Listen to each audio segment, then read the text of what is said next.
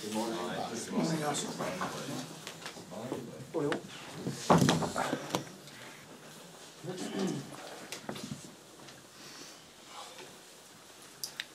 Good morning, Arsene.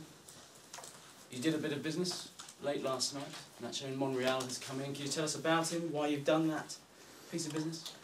Well, our scouts have followed his progress for a while, and of course we have a blow with the Gibbs injury, which is a bit longer than expected. We expected 2 to 3 weeks. It will be 4 to 6, and we were in a position where we had to make a quick decision, and that explains our buy. You've shown in the past the capacity to move players around from their initial position. Is he a player that could play left wing and left back, if necessary? Yeah, I think we bought him as a left back, but he can play as well left-sided midfielder. And we bought him as well because we believe we can integrate our style of play and adapt very quickly to that. He has the characteristics to play our game because he's very mobile, has a good left foot, very good in combination play, and that is of course vital in our style of play. Is Monreal available against Stoke at the weekend, and can you tell us the other team news, please? Monreal is available for the weekend game.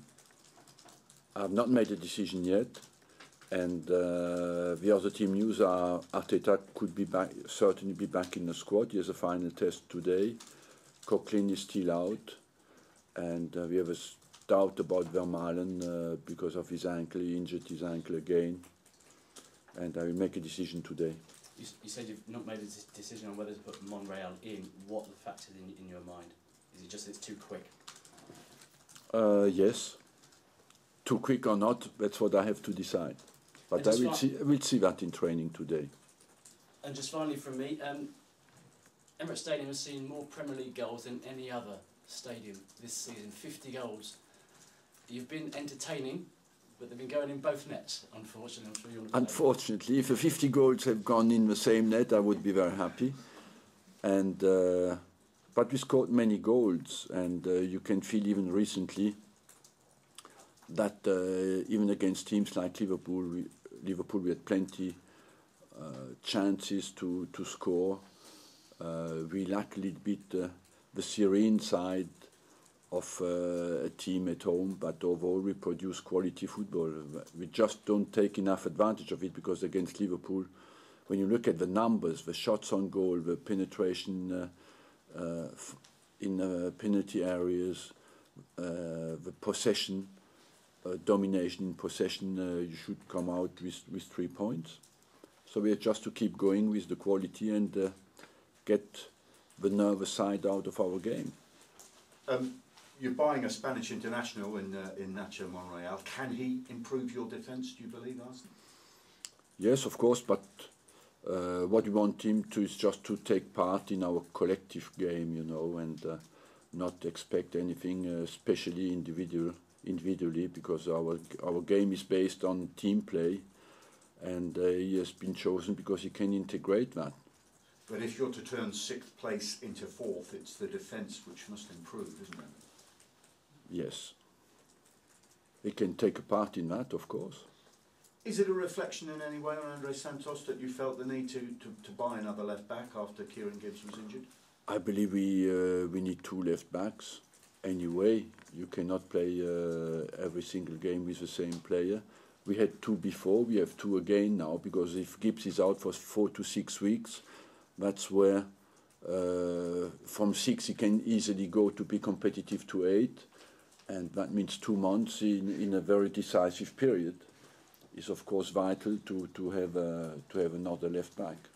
Do you see this in a sense now that the transfer window is shut as the start of the rest of the season, if you like? Yes, it's now you know all the forces you face, and you see some clubs have bought many players, and you face completely different teams.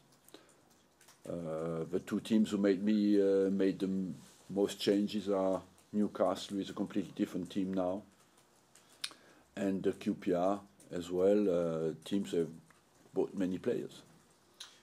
Overall, how would you assess what happened during the January transfer window? What happened is that basically, to make it as simple as possible, that the teams at the top didn't buy at all, and the teams at the bottom did buy. Explainable by the fact that to strengthen the teams at the top in the middle of the season is nearly impossible, and explainable as well by the fact that the teams today are so much scared to go out of the Premier League that they are ready to do anything in winter not to go down. And the biggest, most high-profile signing yesterday was David Beckham. What did you David think of Beckham. It just shows you how efficient we are with our training sessions. He came here to practice once and straight away was bought by Paris Saint-Germain. Olivier Giroud, 5 goals in his last 3 games. How much satisfaction are you getting from seeing him getting these goals at this stage? I'm very happy because that's a question mark. You know, when you buy a striker who doesn't score goals, people tell you, yes, okay, maybe he's good, but he doesn't score goals. So the fact that he gets that out of the way and hopefully focuses on just integrate our team play makes me very happy, because if a striker doesn't score, he always focuses only on that. Once the goals come naturally, he can focus on other things that are important as well in the efficiency of a team. Played 4-1-4 as your home record in the Premier League against Stoke, and yet everybody will say how difficult they are to play against, but clearly not for you. They are, because it was never an easy win at home, and I must say that when you play Stoke, you expect always a fierce resistance, very committed game, and unfortunately you're never disappointed. You get always what you expect, and they have as well improved their technical quality, I believe, with players like Nzonzi, Charlie Adam, and therefore they have more variety in their game they had in the previous years. Arsene, we were a touch disappointed about the lack of transfer business you did in the window, because I know a few weeks ago you were talking about maybe 2 players. And does that mean that you'll be a busy boy during the summer? I believe that we have a top quality in our squad, and that's what we want to show until the end of the season, you know. But as you said, just in the game against Liverpool has shown again how much quality we have, but we have some aspects in our game that we need to improve. And the summer period will be decided, of course, how active we will be on the transfer market in the summer. Will be decided how well we do now until the end of the season. Could I ask you, talking point this morning is about Arsene Wenger turning up at Queen's Park Rangers, trying to get himself a deal. Yeah, that looked quite strange. Yeah. I couldn't believe that the player was there without having been sent by his club. But I wouldn't put the blame on Arsene Wenger, because sometimes the players are told wrong informations by their environment, you know. And he looks quite a nice guy, but he looked a bit lost there, because I don't know what people around him have told him. Have you known a situation like that ever before? Personally, no. No, because we always take guarantee from a club who sells the player that you need to ask the permission of the club who is selling to get the players traveling. You know, you cannot do it without it. Unless it can happen that somebody says, no, we have so many strange things. People, if you don't check the phone calls you get today, you can be in some very, very surprising situations, because some people tell you it happened to us. They represent the club, they give you the word, you can talk to the player, and they are not at all people you expect it to be. It's difficult.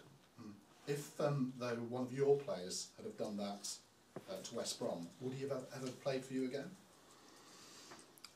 You have to analyse case by case what happened and try to understand what happened. You have to give credit to the player. Arsene Wenger is 32 years old. He's for a long time in the game. I don't think he would have done that without any permission from anybody. So I would like to, I would try to understand what happened. Austin, Abu Dhabi. He's back in the squad, yes. Does Andre Santos have a future at the club now? Yes, why not? You know, we had, maybe people speak about a difficult game, but he lacks competition. And he's a style of player who needs competition, because he's not a nervous type of player. He's a guy, a stamina player. So he gets sharper through competition. Do you think that some of the criticism that he gets is unfair? Yes. Why? Because if you watch the game again and you analyze very well his performance, you will be less critical. Because the first critics after the game are always a bit emotional, because you have only one or two big mistakes in your mind.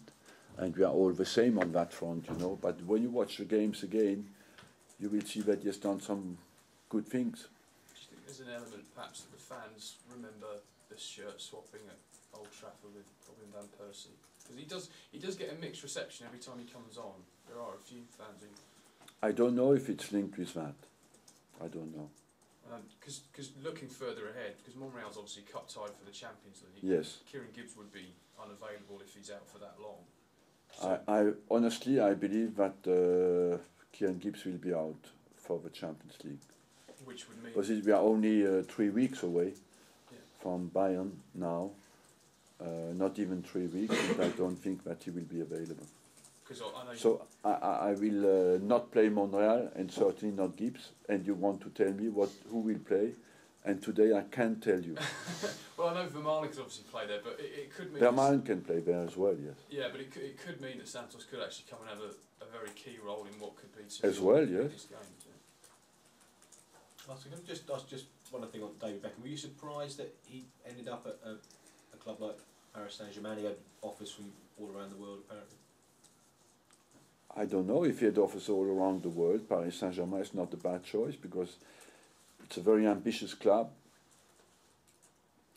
with a lot of potential, and who looks to extend their reputation at the moment, and Beckham certainly is a good part in that. Were you close to any other signings in this window? You've linked with so many others. Were there any that you thought were going to happen? We were close to, yes, one more signature, yes. Any particular reason why that didn't come off? Because of the desires of the clubs to sell or not to sell. It's only linked with that. And did you think it was not a money problem? If you ask me that, it was more a desire from the other clubs to keep their players.